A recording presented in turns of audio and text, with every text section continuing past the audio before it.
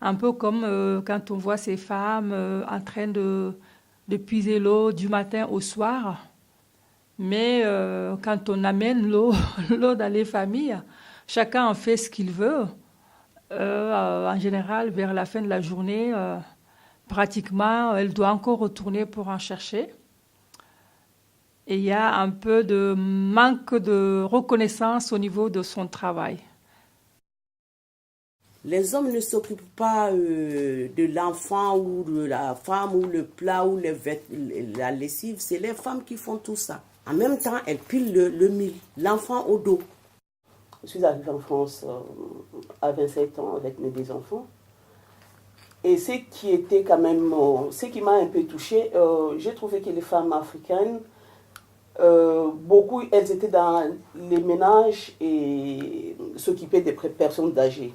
La majorité n'était pas vraiment, n'avait pas vraiment des possibilités d'aller plus loin avec les études. C'est vrai que en Afrique, moi qui venais en Afrique, je savais que les femmes africaines, nous sommes vulnérables à tout point de vue.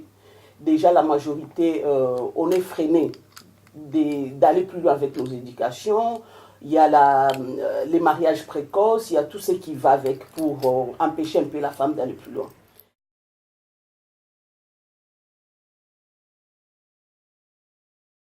Les femmes travaillent trop, du matin au soir, au lever du soleil jusqu'à la tombée du soleil, les femmes sont à pied d'œuvre. Pour moi, la femme, elle se donne beaucoup dans ce monde, dans les sociétés. Euh, Elle occupe pas mal de place, mais que la plupart du temps, pour les hommes, elle reste toujours, comme on peut dire, la faible, au fait. Même si ce n'est pas peut-être la parole de tous les hommes, la plupart, voilà, la prennent un peu comme elle fait partie du sexe faible. Moi, cette injustice, elle me déchire le cœur. Les hommes et les femmes conviennent rarement sur le mérite d'une femme. S'instruire lui permettrait de valoriser ses ressources.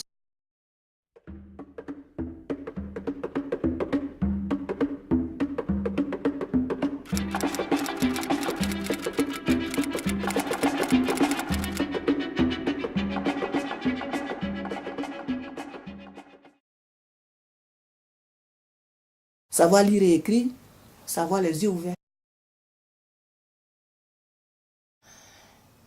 Parce qu'il me disait, quand ta maman va au marché, tu dois t'occuper de tes petits frères. Mais il le disait avec gentillesse, pas de violence, pas d'ordre, juste m'expliquer.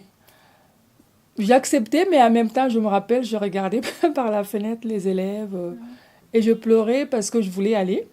Et donc, pour lui faire comprendre que je voulais vraiment apprendre, quand mes frères revenaient de l'école, je leur demandais de m'apprendre à lire. Et après, quand mon père venait de son travail, j'allais à côté pour faire semblant donc de lire les mots que je connais pour qu'il sache que j'ai vraiment envie d'aller à l'école. Et puis il disait, ah oui, tu sais, toi tu lis bien et c'est toi que j'aurais dit aller laisser aller à l'école.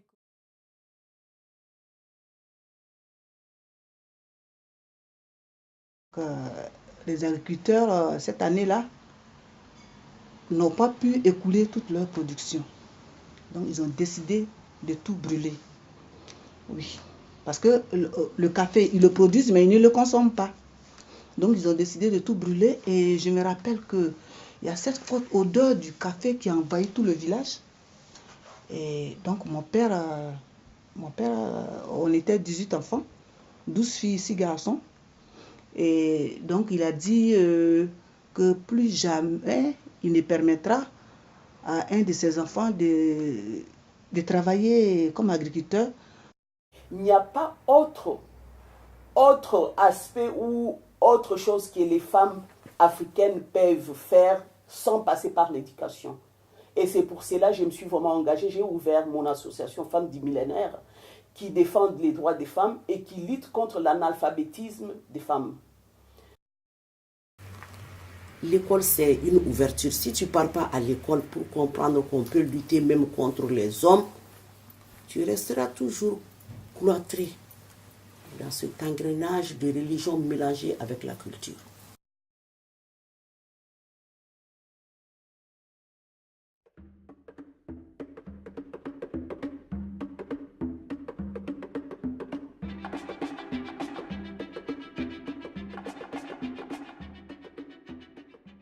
L'éducation nous aide à rester vigilants et nous permet aussi à mieux ouvrir les yeux. Et de aussi faire confiance à la femme, au fait, de dire qu'elle n'est pas seulement là pour subir aussi, continuer de se former, puis quand on éduque une femme, c'est comme si on a éduqué toute une nation. Parce que c'est elle qui transmet. Donc l'éducation, c'est elle qui transmet les bonnes choses. Et malheureusement, dans nos traditions à nous, elle transmet aussi d'autres choses qui ne sont pas toujours peut-être bénéfiques pour elle, qui ne va pas l'aider à avancer beaucoup. Est-il possible de construire un avenir meilleur sans passerelle et sans piste d'action? Comme on dit souvent, l'Afrique, on ne fait que tendre la main. On demande. Et il est temps maintenant qu'on fasse des échanges. Ouais. Nous, on apporte, on ne peut pas apporter de la technologie parce qu'on n'a pas de technologie. On a besoin de l'Europe pour la technologie. Mais nous, on peut apporter notre culture. Pour la libérer un peu, s'il y a un moulin à moudre le mil là, la fille sera libérée pour aller à l'école. Je veux au moins que, même pas partager égal, mais que les hommes saisissent une occasion ou bien qu'on essaie de faire au niveau de la nation même, comment les femmes peuvent être libres. Parce que liberté aussi, c'est avoir un peu de temps à soi pour faire d'autres choses que tu aimerais faire.